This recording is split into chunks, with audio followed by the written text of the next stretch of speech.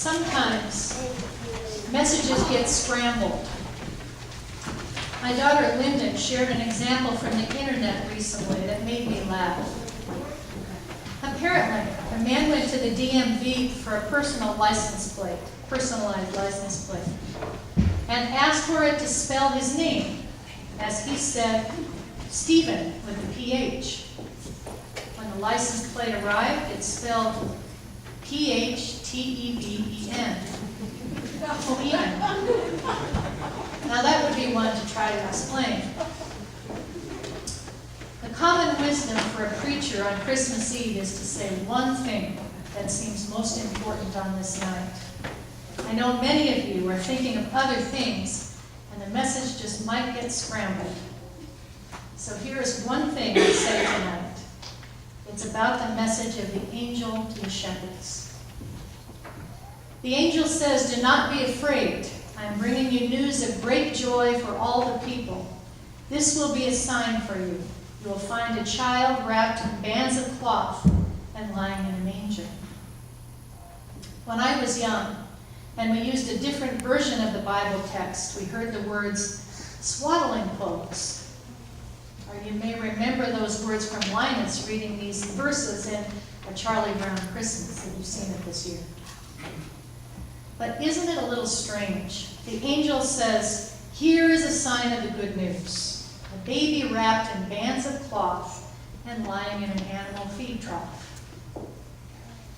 Now focusing on the what rather than on the where, wrapped in bands of cloth. Now why would that be a sign of good news? Well, newborn babies are unique. They have recently left some pretty close quarters for the big, wide, sometimes cold world. Their necks aren't yet able to support their heads. Unlike other mammals, they can't stand by themselves or help to feed themselves. Their eyes aren't quite blind, but the distance their eyes are able to focus is about 10 to 12 inches. About the distance between a downturned gaze and the crook of an arm. They are hardwired to look at the faces of the ones who love them. Newborn humans are among the most vulnerable creatures in our world. And the idea of swaddling, to wrap a baby in cloth of some kind, is very old and transcends culture. Swaddling provides comfort and helps make a baby less anxious. It helps to control the instinctive startle response, arching the back and throwing the arms wide when it seems the baby's head won't be supported or there's a possibility of being dropped. So the angel is saying, in effect, this is a real newborn. This is a baby who requires the sort of physical comforting that all newborns require. And why is that good news? Because we as humans might have several preferred ideas about the way that God might choose to be one of us. An adult in the prime of life, for example. We can imagine some big, strapping, strong specimens. With the approach of the Winter Olympics, we can imagine the most agile, coordinated, capable bodies. We can imagine the most beautiful woman or man on the face of this earth, or a person of great intelligence. People like that possess great social and sometimes political power. But is there anything more powerless than a newborn baby who requires wrapping or swaddling? Completely dependent on adults to care for him or her. Our Lord is born as a defenseless newborn baby in order to enter the reality of most human life.